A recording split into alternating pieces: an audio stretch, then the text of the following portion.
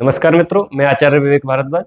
आज का जो औषधीय पौधा है वह है बबूल। तो मित्रों, बबूल के गुण किन किन रोगों में ये काम करता है और कितनी मात्रा में इसको इस्तेमाल करना है, इन सब के बारे में हम इस वीडियो में चर्चा करेंगे। तो अगर इसकी पहचान की बात करें तो जगह जगह अलग अलग नामों से इसको जाना जाता है। कहीं बबूल, कहीं युग्मकंठ। कहीं युग्मकंठ का मतलब होता है दो कांटे एक जगह जुड़े हुए होते हैं, तो युग्मकंठ। कहीं किक्कर, किक्कर, बावला, इस तरह से अलग अलग जगह अलग अलग नामों से इसको जाना जाता है। तो इसकी पहचान के लिए दो कांटे आपस में जुड़े हुए होते हैं इसके, और इसके पत्ते छोटे छोटे होते हैं, छोटे छोटे पत्ते होते हैं। फल जो है माला के सदृश आपस में जुड़े हुए होते हैं। इसके फल जो है अगस्त से सितंबर तक इसमें पुष्प लगते हैं, और जनवरी से अप्रैल में इसके फल लगते हैं। तो इस तरह से इसको हम पहचान सकते हैं।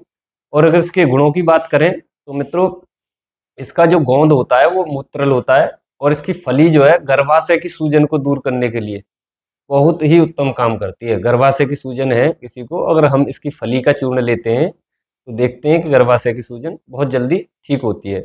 और छाल इसकी जो है कुष्ठ रोगों में बहुत लाभदायक है।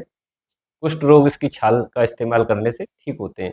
छाल के काढ़ा बना करके हम अगर इस्तेमाल करते हैं तो कुष्ठ रोग ठीक होते हैं। और मुख के जितने भी रोग हैं, मुख में, मुख दंत रोग और गले रोग में इसके छाल के काढ़े का गंडूस करते हैं। तो देखते हैं कि बहुत अच्छा लाभ इससे मिलता है। और प्रमेह रोगों में छाल का काढ़ा बना करके अगर हम लेते हैं तो प्रमेह रोग बहुत जल्दी ठीक होते हैं। और इसकी कच्ची फली को सुखा करके और उसमें मिश्री मिलाकर 3 से 6 ग्राम अगर हम लेते हैं तो शीघ्र पतन, स्वप्न दोष, इस तरह की जो समस्याएं हैं वो बहुत उत्तम लाभ बहुत जल्दी ठीक होती हैं। शीघ्र पतन, स्वप्न दोष जो है इसकी फली के चूर्ण को मिश्री में मिला करके 3 से 6 ग्राम की मात्रा अगर लेते हैं तो देखते हैं कि बहुत जल्दी ठीक होता है।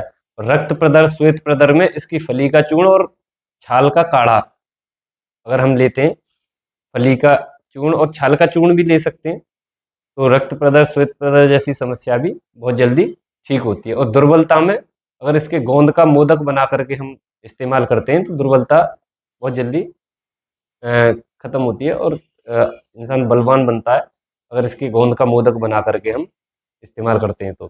चर्म रोगों में इसकी छाल का काढ़ा हम इस्तेमाल करते हैं। और इसकी मात्रा की अगर बात करें तो छाल का जो काढ़ा लेते हैं वो 50 से 100 ml लेना चाहिए, और चूर्ण, इसकी फली का जो चूर्ण लेते हैं वो 3 से 6 ग्राम की मात्रा हमें लेना है। तो आप इसका इस्तेमाल करिए, औरों को भी बताइए।